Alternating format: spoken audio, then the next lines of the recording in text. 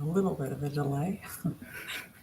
Hey, everyone. Welcome. So glad you're all here with us today. This is our regular Friday get together to talk about what's new and coming up with lipedema. I'm Leslyn Keith with the Lipedema Project, Director of Research and President of the Board of Directors. And I'm here with my friend and colleague and brilliant researcher herself, Siobhan Huggins.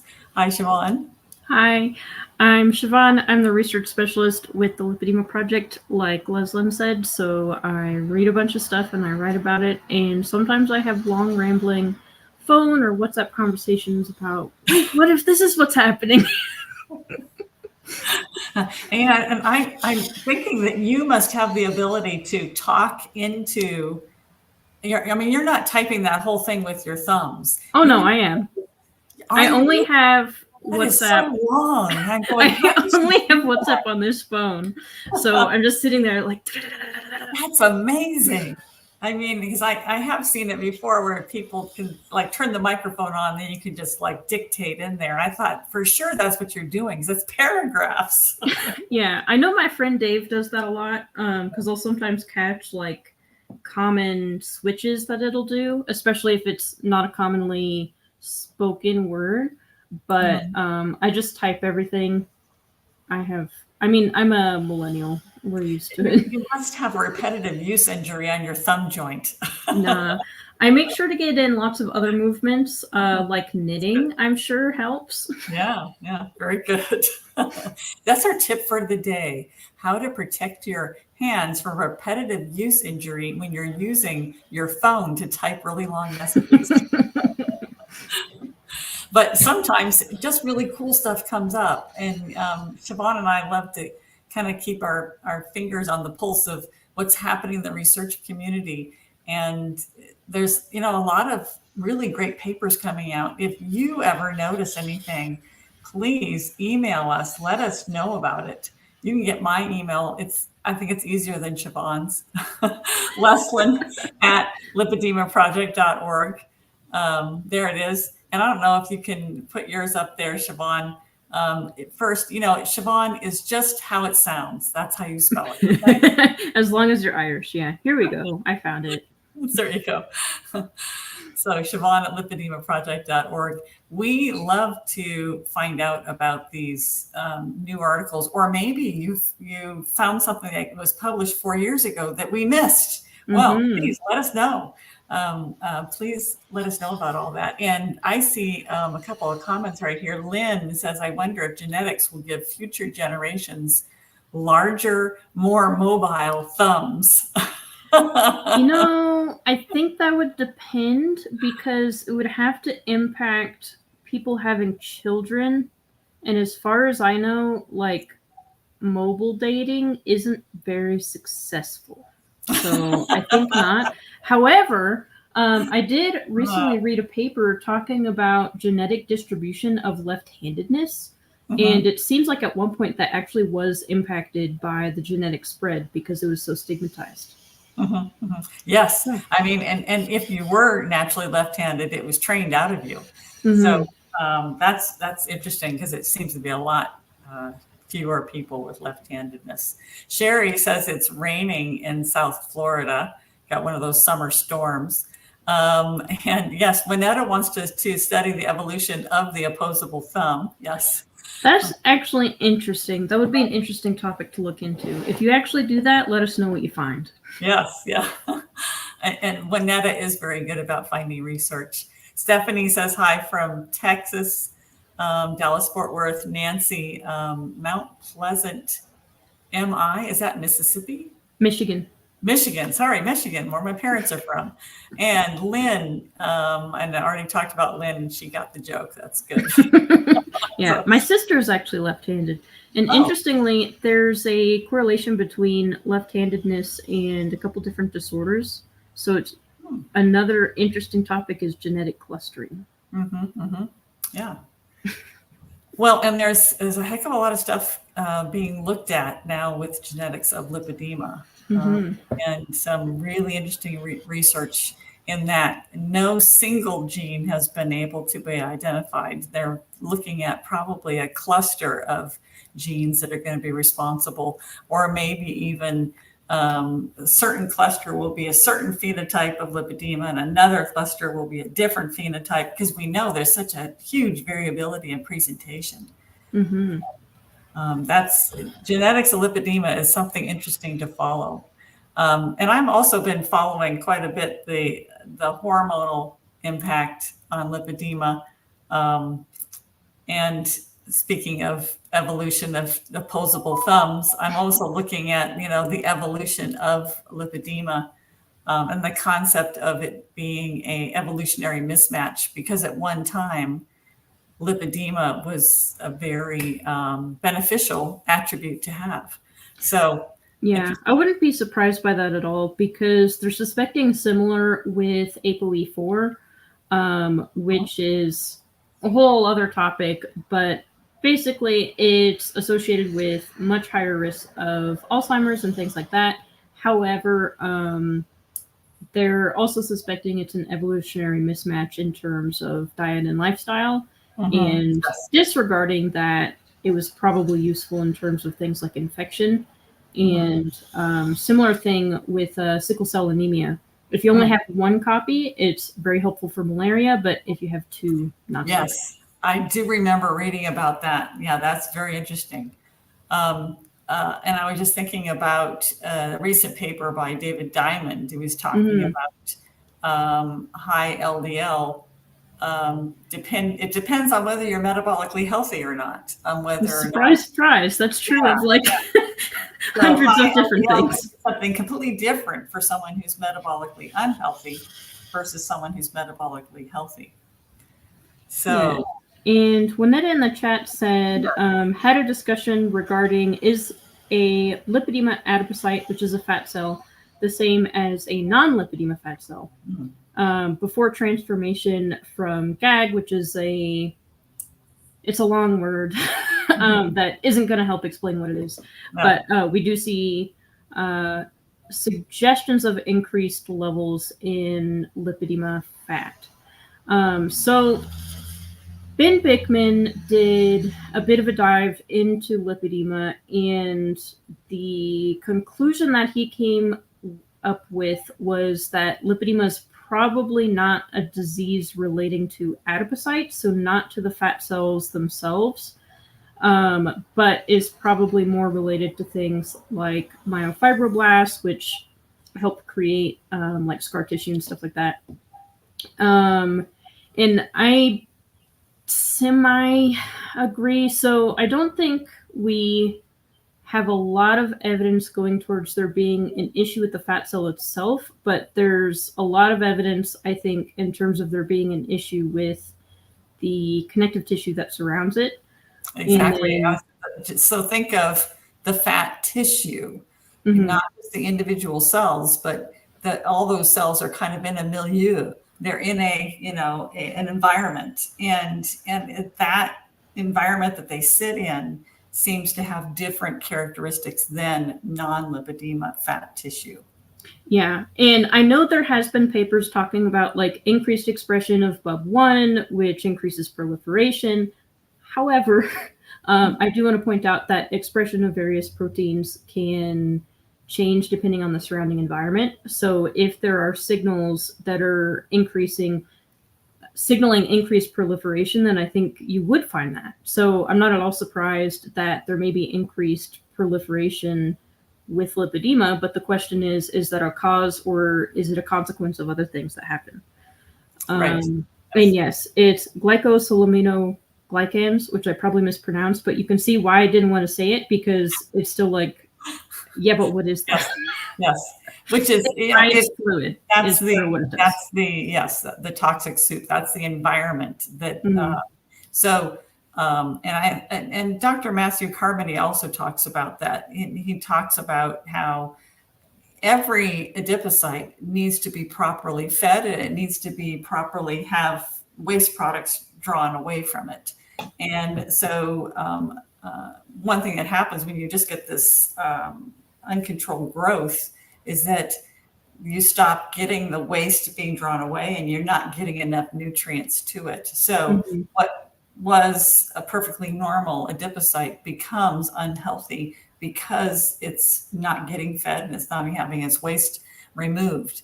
So it's more of that environment than it is the fat cells themselves. And that's what the studies that do those tissue samples and evaluate what's happening in that tissue is really interesting. Yeah, and I really want to see more local tissue samples looking at what the actual environment is like instead of things like genetic expression or protein expression, all that type of stuff, because I think a lot of that is going to be affected by environment. Right. And Be Humble said, very interesting. I feel like it's not my fault after all. That's because it's not. That's So, right.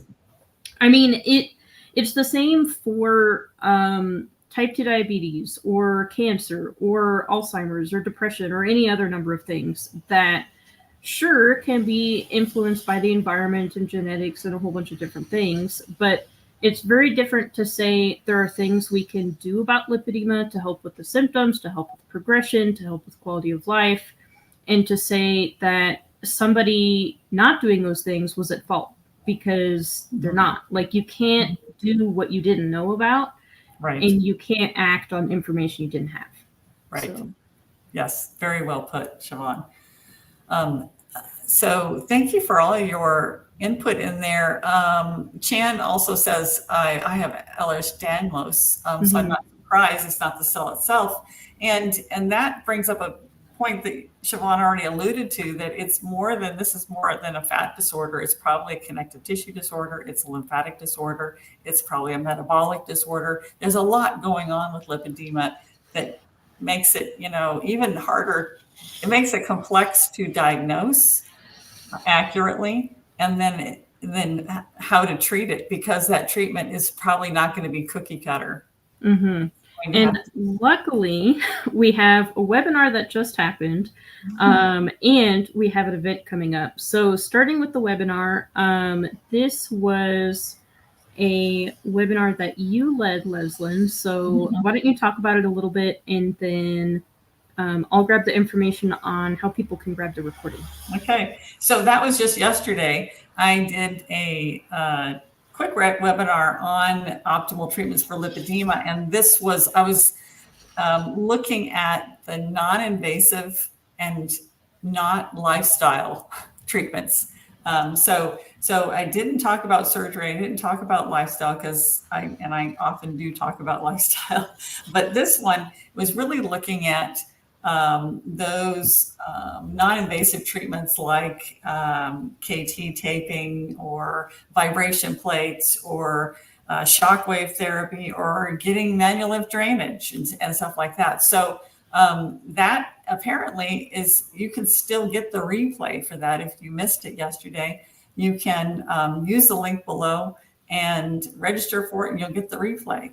But that was just a taste of what we're going to get about individualizing treatment to manage lipedema symptoms. And that is going to be happening at our September Heart to Heart event, virtual event. And it's happening September 27, 28, 29. Siobhan, tell people a little bit about that event. Well, I've got to go grab the link. But for people who are just coming into lipedema or have been in it for a while and are looking to refocus, our fall events are really great because we cover the holistic approach of lipedema management, meaning we not only talk about the physical aspects in terms of manual lymphatic drainage and compression and surgery and things like that, we also talk about the emotional toll. Like, how do we deal with that? Having this diagnosis that's chronic, that can impact body image, that can impact our social lives, our dating lives, just every single facet you can possibly imagine. We see people saying, yeah, lipedema impacts that. It impacts going out. It impacts hanging out with friends. It impacts work. It impacts everything. So during our fall events, we want to be able to talk about that and acknowledge it, and, talk about how can we make peace with our body. Maybe you're not into body positivity. I'm not personally, for myself. It doesn't click for me. But the kind of coming to terms and coming to peace with things, I do connect with. It's like, yeah, I want to have a healthy relationship with my body that's realistic for me and that's going to serve me in the long run. So during our September event this year, we're going to be talking about things like lymphatic interventions that can impact the central lymphatics, especially people with the kind of head effects of the brain fog and the fatigue. This might be something that is worth looking into to see if it helps. We'll also have a presentation from Matthew Carmody talking about how to do self-examination to determine, is this something you want to follow up with a doctor? Are you kind of meeting these, not exactly check marks, but by palpation and self-examination, does it look and feel like lipedema? So you can go in with a little bit more confidence and talk to your doctor about it and hopefully teach them how to do it too. And we have so much more, but Leslyn, please comment so I can find the link. And I will, because this event, even more than other events that we've had, it is, I really encourage the healthcare provider to come, and especially the certified lymphedema therapist to be there. Because if you have been getting patients with lipedema and you're not really sure how to help them, you're not really sure what would be the best course of treatment, come to this event and you will learn about all these different options that are out there and what options you might like to offer as part of your practice, or have it be a resource so that you can let people know where people can go to get really what's going to be the optimal treatment for them, for their individual situation. So this event is for if you're a patient, if you have lipedema and or lymphedema, if you are a care provider for someone who has these conditions, if, or just a loved one and you want to know what's going on with them. You are a healthcare professional yourself and you want to learn, what can I learn about it so maybe I can recognize it in my own patients. When Dr. Matt Carmody talks about it, he says these are already patients that are in your practice. They're already there. You just don't know it. And if you come to this conference, you will recognize it and start to become aware of that. And then you can better help that patient. So I really want to encourage just about everybody to come. Anybody who has an interest in this topic to come to our event. And right now we're having the early bird special. So you don't want to miss out on this. It's only $97 for 3 full days. You can also, when you go to that link below, you can look into the premium upgrade, because that will give you, besides a whole bunch of really cool perks, it also gives you replays. So that if you are not available or you need to hear something again, you can watch it again since you have the access to that replay. But we realize that people need to, if the finances are tight, you want to get on the ground floor of this early bird special for just, just being there at the event. Remember, this is super interactive, so you will have opportunities to communicate with everybody else who's there. Sponsors, vendors, participants, patients, caregivers, experts, clinicians, everybody. You're going to have access to be able to chat with all of these people. So join us. Yeah. And each week we try to have a tip besides the avoiding repetitive stress injury from texting. But one thing I realized that might be really helpful is over the past few weeks, we've been talking about KT tape and things like that.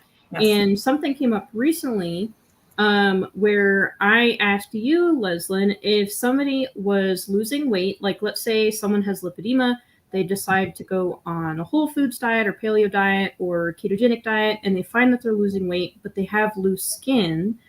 Could that impact lymphatic flow in those areas? Like let's say the lower abdomen or the upper arms where they have looser skin.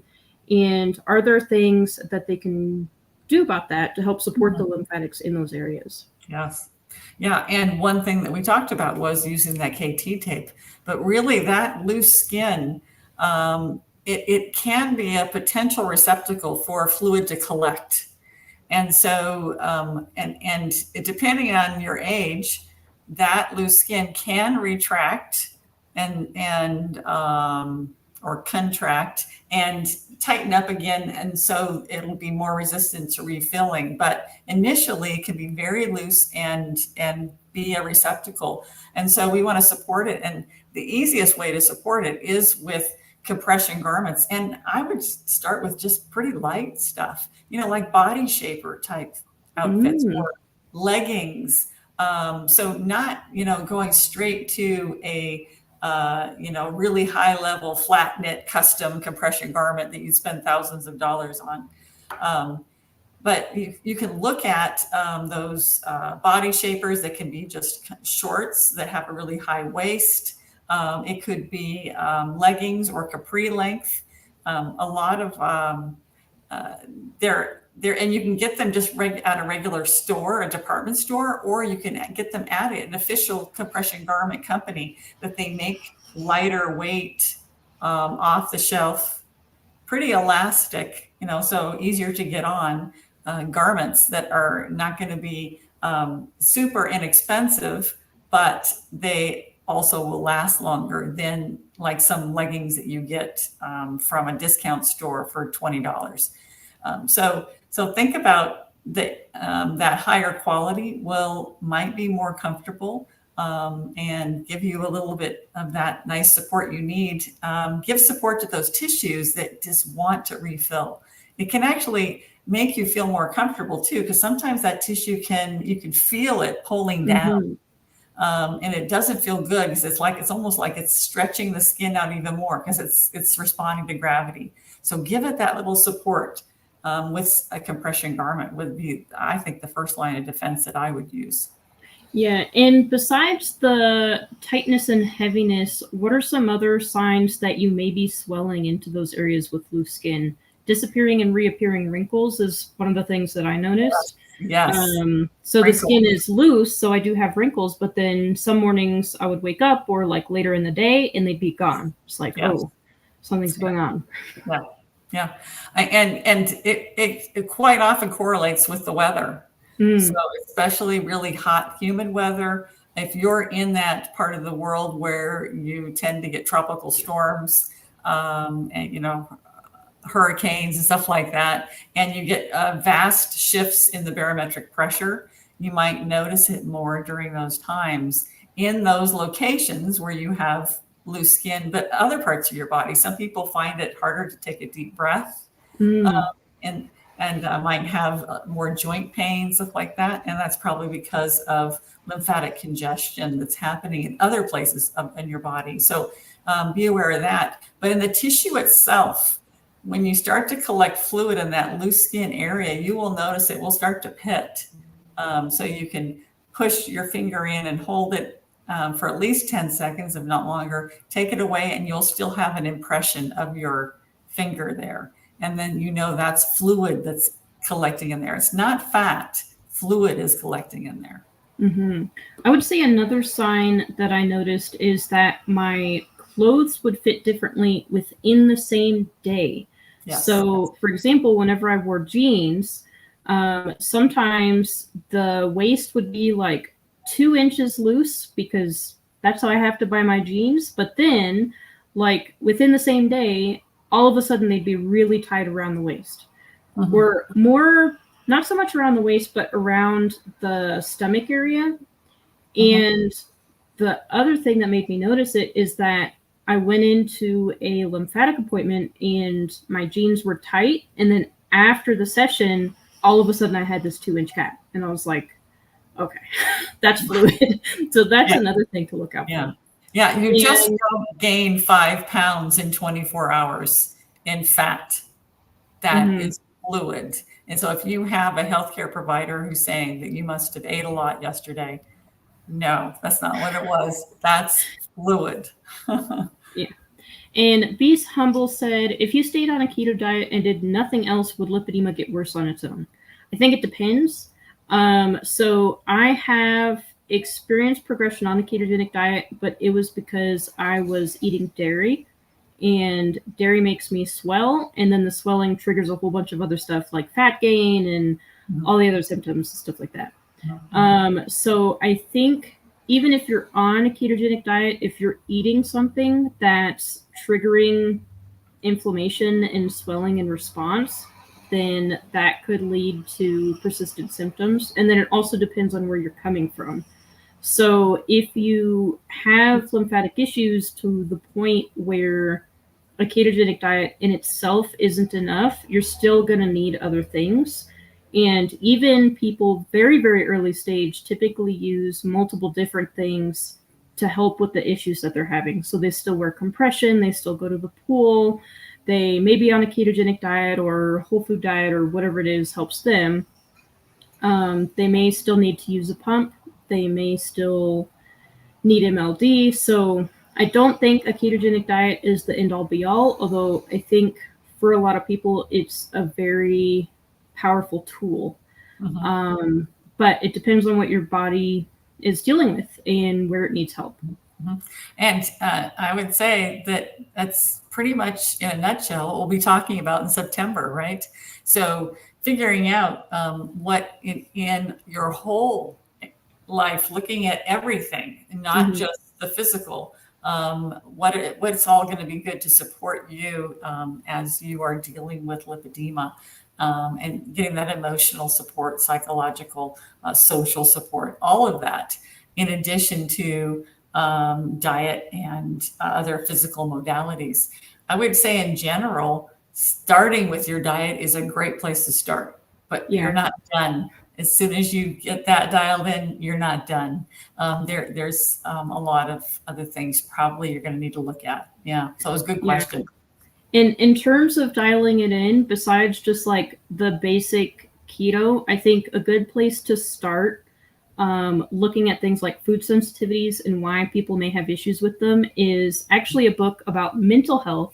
Georgia Eads' book, Change Your Diet, Change Your Mind. She goes into different things that people commonly have issues with in terms of like nightshades, dairy, nuts, things like that, and the possible mechanisms behind it. And even though it has nothing to do with lipedema, everything she says actually also applies to a lot of what we see in lipedema. So it's a good place to start. And then Juanetta said, rapid swelling may be indicative of a food allergy or sensitivity as well. Yes, I've isolated it down to the dairy protein that I seem to be having issues with, because even milk protein isolate will trigger the same issues. So I'll start having more visceral fat accumulation. I'll start swelling more. I'll gain fat. About half of what I gain is fluid and half of fat, because I did body composition scans, because of course I did. And then it'll also trigger the achiness and the tightness and muscle fatigue. So I think it's a sensitivity, not an allergy, because I don't have an antibody response. Does grass-fed dairy source make a difference? I think all dairy is grass-fed. I don't think they get anything else, because the rest of what they get for meat cattle is to fatten them, and they don't have to care about that for dairy. But no, as far as I can tell, it doesn't matter. Yeah. And great also, questions. Last question we'll take for this week, but Lynn said, I tried a keto diet for just 1 week and I gained 7 pounds, so I was worried about continuing it. So as we just mentioned, rapid weight gain like that could be swelling. It's more likely to be fluid retention. In the beginning, any kind of diet change can cause fluctuations, and it's hard to tell what it is. But one thing you could do is you could get in touch with a nutritionist who knows about ketogenic diets and can help you kind of figure out what might have caused that, if it was just a transitional thing. I'm looking for... I think that a lot of people, they when they go on a ketogenic diet, particularly if you're trying to wing it and do it on your own, you eat what you think are typical keto foods, Well, what if avocados don't sit really well with you? What Mhm. if for you, avocados are inflammatory? A lot of people eat avocado as a part of a ketogenic diet. So these are the kind of things that a nutritionist, particularly, here's Carrie Reedy, Carrie at lipedema-simplified.org. She not only knows lipedema and lymphedema, but she knows ketogenic diets, or how just to figure out what are the foods that sit right for you personally. So this is when someone can really help you, because 7 pounds in 1 week is not right. I mean, you definitely can lose 7 pounds in 1 week by cutting the carbs, because you lose a lot of water weight the first week. But it seems like you had water retention instead. So something's Mhm. going on there that you're going to need someone to help you tease out, because it's really hard to figure that out on your own. Yeah, and Carrie is very good at looking at the big picture view. So if you do need that assistance, I highly recommend reaching out to her, seeing if working with her would be something helpful for you. Yeah, so I think we've covered a lot this week. I know the time flies by. I know we have more questions, but as mentioned, you can email us or come again next week because we'll be here We again. hardly even had time to talk about the weather. We didn't even talk about the weather. It's nice and cold here in Boulder, Colorado. It is, let me look it up real quick. It's cloudy, slightly rainy, and 63 degrees Fahrenheit, 17 degrees Celsius. Thank goodness we're having a little bit of a cold front come through. I know, and Siobhan does prefer cooler weather, so this is actually more of what she likes. So it was wonderful being here with you all again. Please join us again next Friday at the same time, 4:30 Eastern time, that we get together every Friday. And it could be the two of us or two other people, who knows? But please join us. We'll see you guys next time.